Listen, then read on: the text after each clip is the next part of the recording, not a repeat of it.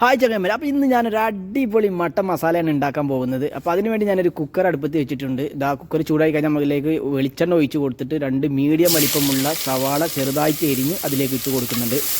എന്നിട്ട് ഇത് നല്ലോണം ഇളക്കി മിക്സാക്കി നല്ല ഒന്ന് വാട്ടിയെടുക്കുന്നുണ്ട്.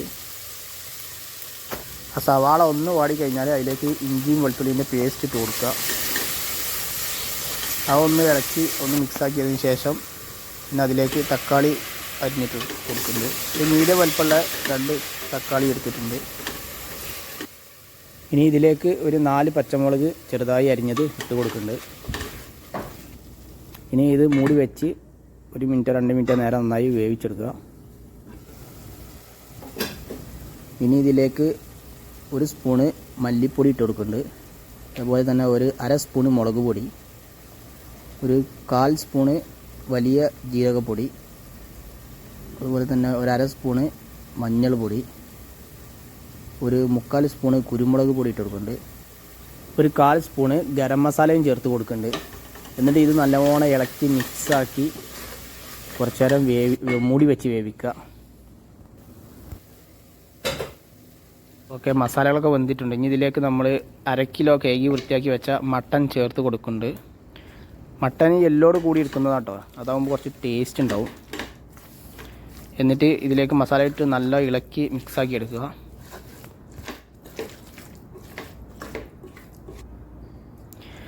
ഇനി അത് വേവാനുള്ള ആവശ്യത്തിനുള്ള കുറച്ച് വെള്ളം ചേർത്ത് കൊടുക്കുക. പിന്നെ മട്ടൻ കഴുകിയാൽ അതിൽ തന്നെ വെള്ളം ഉണ്ടാകും, അതനുസരിച്ച് കുറച്ച് ഒഴിച്ചാൽ മതി.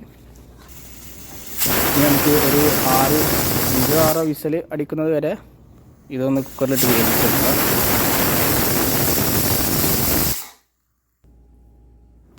കുക്കറിൻ്റെ ഫുൾ പ്രഷർ പോയതിന് ശേഷം മാത്രം അത് ഓപ്പൺ ചെയ്ത് നോക്കുക. അപ്പോൾ എൻ്റെ മട്ടൻ നന്നായി വെന്ത് വന്നിട്ടുണ്ട്. ഇനി അഥവാ വെന്തിട്ടില്ലെങ്കിൽ നിങ്ങൾ 2-3 അടിയും കൂടി ഒന്നുകൂടി വിസിലടിച്ച് കൊടുക്കുക. ഓക്കെ, എന്നിട്ട് ഇതിലേക്ക് കറിവേപ്പില വെച്ച് ഇളക്കി നന്നായി മൂടി വെക്കുക. ആ പ്രഷറിൽ കറിവേപ്പില അതിൽ നിന്ന് തന്നെ വെന്തുകൊള്ളും.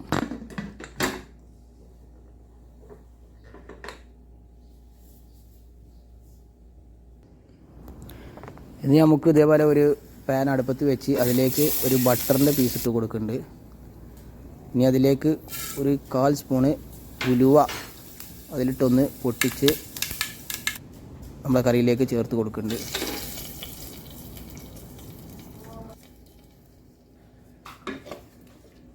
ഇനി ഇതൊന്ന് നന്നാക്കി ഇളക്കി മിക്സാക്കി കൊടുക്കുക.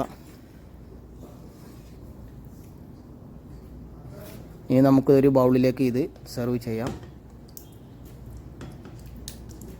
അപ്പോൾ അങ്ങനെ നമ്മുടെ മട്ടൻ മസാല റെഡി ആയിരിക്കുകയാണ്. അടിപൊളി സ്മെല്ലാണ് കേട്ടോ.